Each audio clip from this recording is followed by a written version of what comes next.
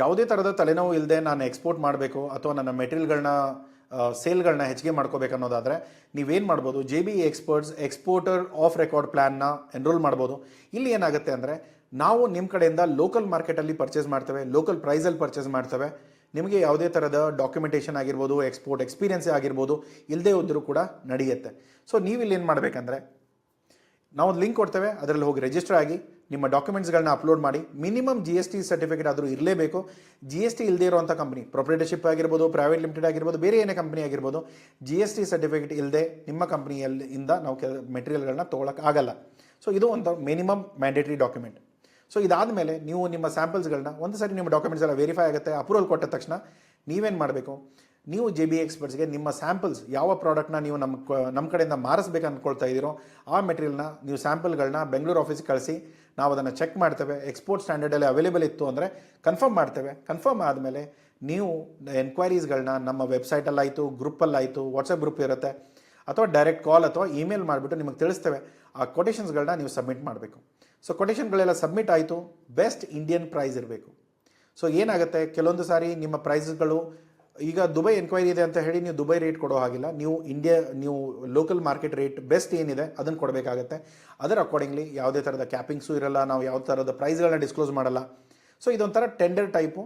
ನೀವು ಏನೇ ಪ್ರೈಸಸ್ ಇದೆ ನಿಮಗೆ ಯಾವ್ದು ಬೆಸ್ಟ್ ಅನಿಸುತ್ತೆ ಅದನ್ನು ಬಿಡ್ ಮಾಡಿ, ಅದರಲ್ಲಿ ಯಾವ ಲೋಯೆಸ್ಟ್ 3 ಕೊಟೇಷನ್ಸ್ಗಳು ಬರುತ್ತೋ ಆ ಕಂಪ್ನಿಗಳಿಂದ ನಾವು ನೆಗೋಷಿಯೇಟ್ ಮಾಡ್ತೇವೆ, ಅದನ್ನು ನಾವು ಮುಂದೆ ಪ್ರೊಸೆಸ್ ಮಾಡ್ತೇವೆ.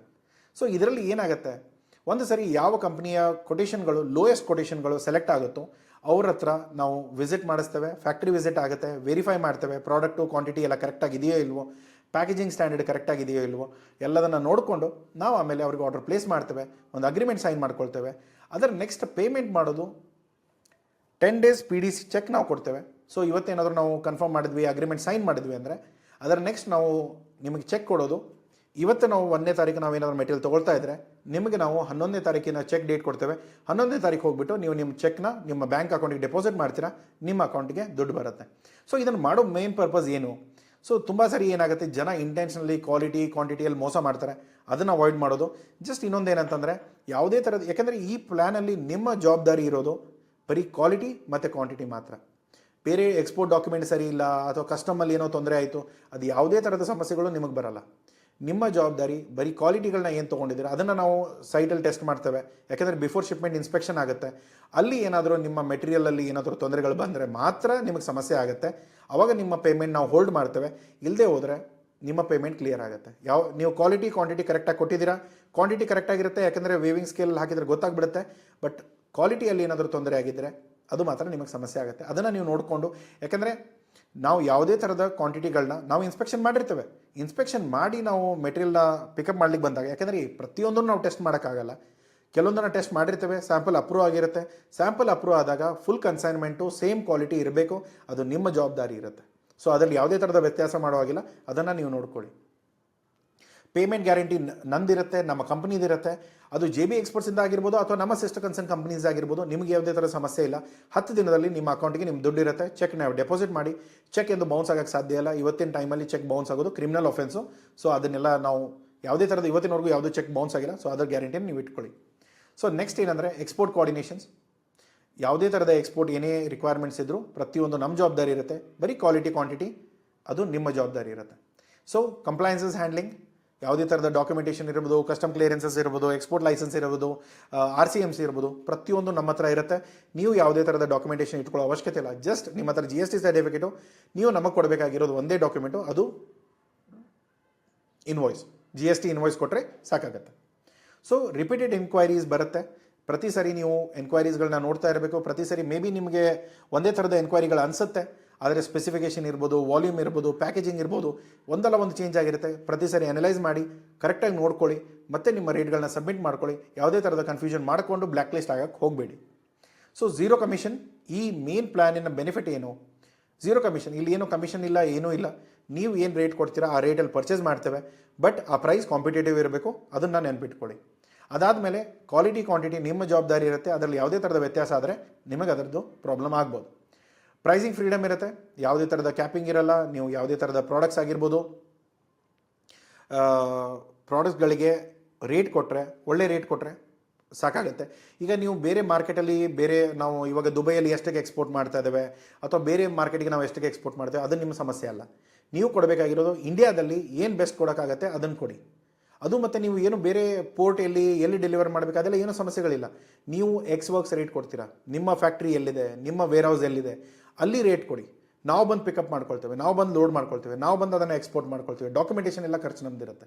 ನೀವು ಯಾವುದೇ ಥರದ ಸಮಸ್ಯೆಗಳಿರಲ್ಲ, ಬರೀ ನೀವು ರೇಟ್ ಕೊಟ್ಕೊಂಡು ನೀವು ಎಕ್ಸ್ಪೋರ್ಟ್ ಮಾಡ್ಬೋದು. ಸೊ ಇಲ್ಲಿ ರೆಗ್ಯುಲೇಟರಿ ರಿಲೀಫ್ ಇರುತ್ತೆ, ಎಲ್ಲ ಡಾಕ್ಯುಮೆಂಟೇಷನ್ಗಳು ಕಂಪ್ಲೈನ್ಸ್ಗಳು JB ಎಕ್ಸ್ಪೋರ್ಟ್ಸ್ ಮಾಡೋದ್ರಿಂದ ನಿಮಗೆ ಯಾವುದೇ ಸಮಸ್ಯೆಗಳಿಲ್ಲ. 100% ಸೆಕ್ಯೂರ್ಡ್ ಪೋಸ್ಟ್ ಡೇಟೆಡ್ ಚೆಕ್ ಸಿಗುತ್ತೆ, ಕಂಪ್ಲೀಟ್ ಮೆಕ್ಯಾನಿಸಮ್ ಇರುತ್ತೆ, ಅಗ್ರಿಮೆಂಟ್ ಇರುತ್ತೆ, ಎಲ್ಲ ಪ್ರೂಫ್ ನಿಮ್ಮ ಹತ್ರ ಇರುತ್ತೆ. So global credibility, JB experts ಅವ್ರದ್ದೇ ಆದ ನೆಟ್ವರ್ಕು, ನಮ್ಮದೇ ಆದ ಬಾಯರ್ಸ್ ರೇಂಜು, ಪ್ಲಸ್ ನಾವು ಎಕ್ಸ್ಪೋರ್ಟ್ ಸ್ಟೇಟಸ್ ಎಲ್ಲ ನಮಗೆ ಗೊತ್ತಿರೋದ್ರಿಂದ ನಾವೇ ಎಕ್ಸ್ಪೋರ್ಟ್ ಮಾಡ್ಕೊಳ್ತೇವೆ, ನಾವು ನೋಡ್ಕೊಳ್ತೇವೆ, ನಮ್ಮ ಬಿಸ್ನೆಸ್ ನಡೆದೋಗುತ್ತೆ, ಏನೂ ಸಮಸ್ಯೆಗಳಿಲ್ಲ. ಇಲ್ಲಿ ಎಥಿಕಲ್ ಪಾರ್ಟ್ನರ್ಶಿಪ್ ಬಗ್ಗೆ ನಾವು ಯೋಚನೆ ಮಾಡ್ತೇವೆ, ನಂಬಿಕೆ ಇಡ್ತೇವೆ, ಇಂಟಿಗ್ರೇಟೆಡ್ ಇರುತ್ತೆ. ಯಾವುದೇ ಥರದ ಸಮಸ್ಯೆಗಳು ಬಂದರೆ ನಾವು ನಿಮ್ಮನ್ನು ಬ್ಲ್ಯಾಕ್ ಲಿಸ್ಟ್ ಮಾಡ್ತೇವೆ. ಮುಂದೆ ಬರೋ ಯಾವುದೇ ಎನ್ಕ್ವೈರೀಸ್ಗೂ ನಿಮ್ಮ ಕಂಪ್ನಿನ ನಾವು ಅಪ್ರೂವ್ ಮಾಡಲ್ಲ ಅಥವಾ ನಿಮ್ಮ ಯಾವುದೇ ಕೊಟೇಷನ್ಸ್ಗಳನ್ನ ನಾವು ಕನ್ಸಿಡರ್ ಮಾಡಲ್ಲ. ಸೊ ಇಲ್ಲಿ ಮೇನ್ ನಿಮ್ಗೆ ಬೆನಿಫಿಟ್ ಸಿಗೋದೇನು, ಎಕ್ಸ್ಪೋರ್ಟ್ ಬಿಸ್ನೆಸ್ಗೆ ಸ್ಟಾರ್ಟ್ ಮಾಡಬೇಕಂದ್ರೆ ಒಂದು ಥರದ ರೂಲ್ಸು ರೆಗ್ಯುಲೇಷನ್ಸು ಪ್ರತಿಯೊಂದನ್ನು ಕಲಿಯೋದೇ ಇರುತ್ತೆ. ಅದನ್ನು ನಿಮ್ಗೆ ಕಲಿಯೋ ಅವಶ್ಯಕತೆ ಇಲ್ಲ.